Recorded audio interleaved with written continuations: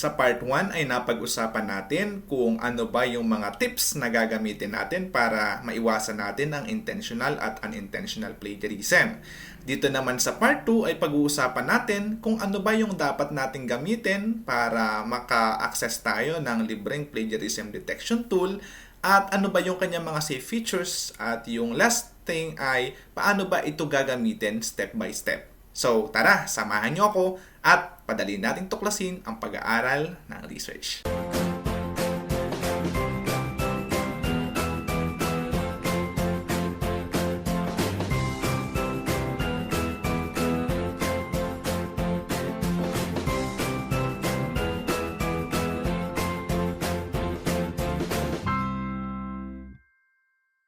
Welcome po ulit sa ating YouTube channel. Ako po si Sir J.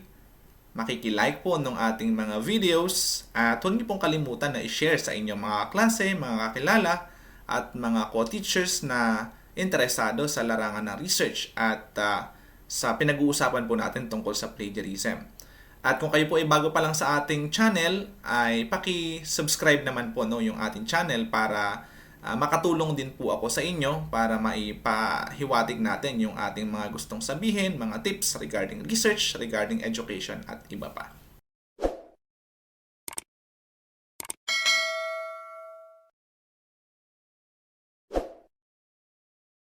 So, ano nga ba yung gagamitin natin na free plagiarism detection tool?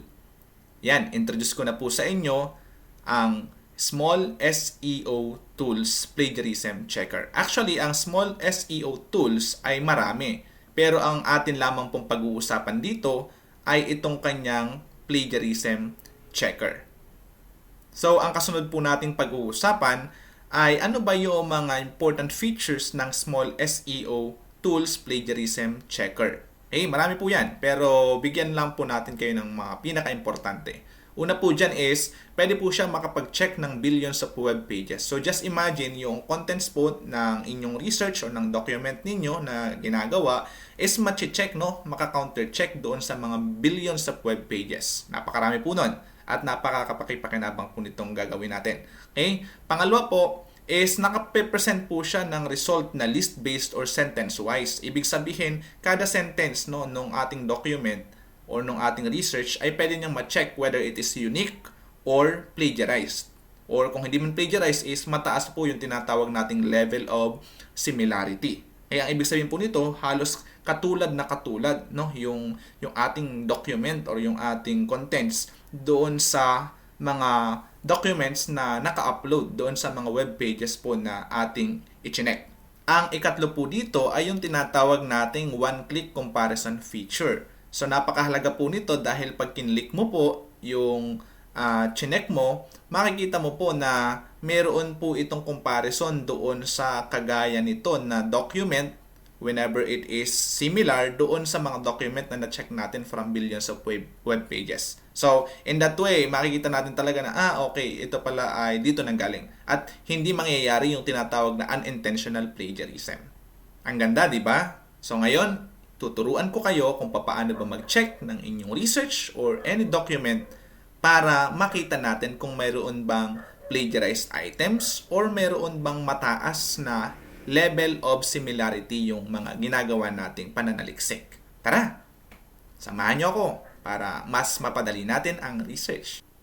So, ano ba yung dapat na una nating gawin? Okay, so maaari po tayo pumunta sa Google. Ayan. Type lang po natin yung Small SEO Tools Plagiarism Checker. So, automatic po itong lumalabas sa aking PC dahil madalas ko siyang i-search. Okay? So, i-click po natin. Then, i-click po natin ito. Click po natin yan. And makikita na po natin yung kanyang feature. So, ito po yan. Simple lang po siya. Meron po ditong nakalagay na box or space para lagyan natin ng document. So, halimbawa, doon sa research nyo, kukopya kayo ng document and ipipaste nyo po dito. Okay? Para ma-check po natin. So, tandaan po natin na ang limit po nito ay 1,000 words lang per search. Bagamat 1,000 word lang per search, medyo matagal po yung gagawin natin sa ating document kung medyo mahaba po yung documents na i-check natin, lalo yung chapter 2 ng research. At least, meron po tayong gagamitin na free kung saan makatutulong talaga ng malaki sa atin. Okay? So, mamaya ko po i-present sa inyo ibang mga features nito.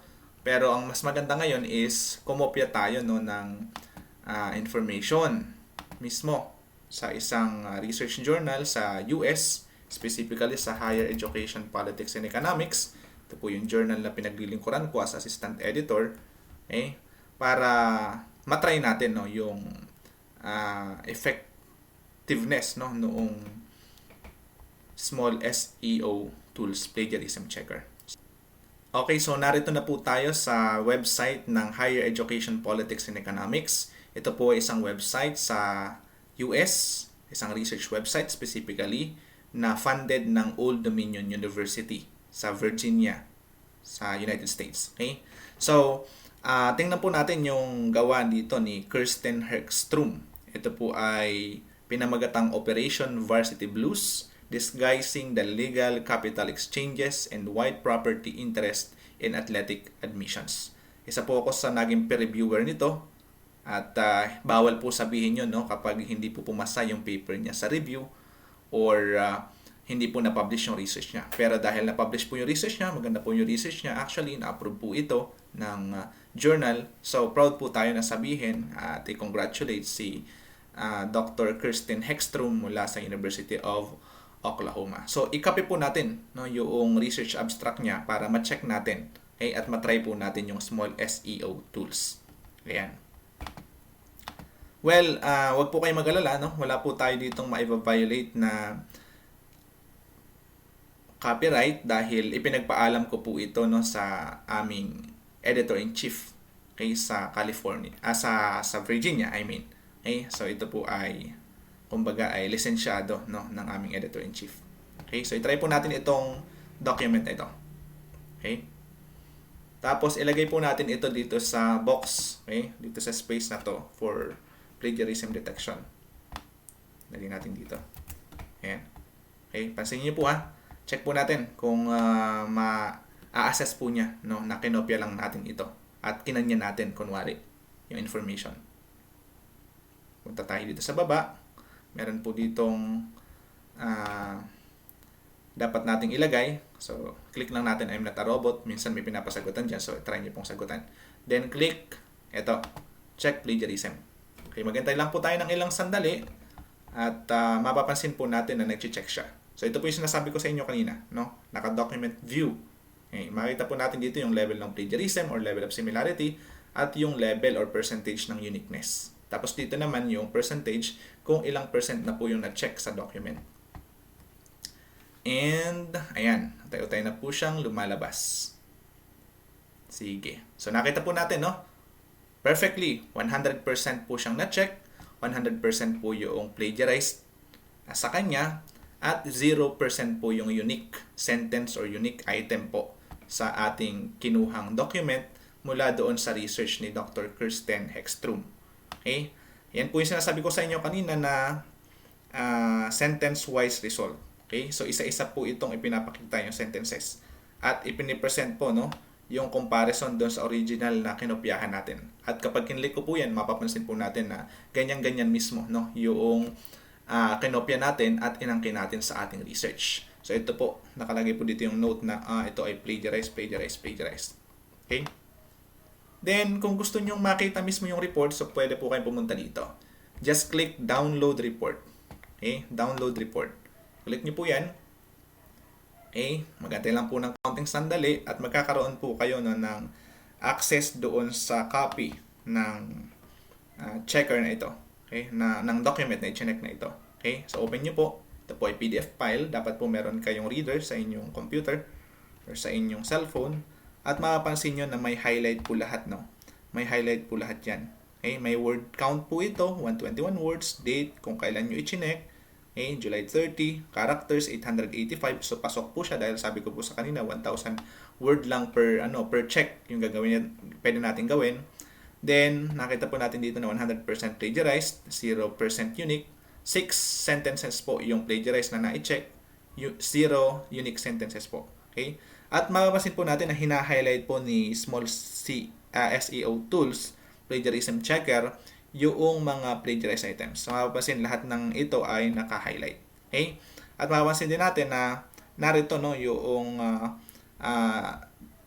pag-checks doon sa similarity no noong document na kinopya natin at saka doon sa original document na meron, okay, na na-publish si Dr. Kirsten.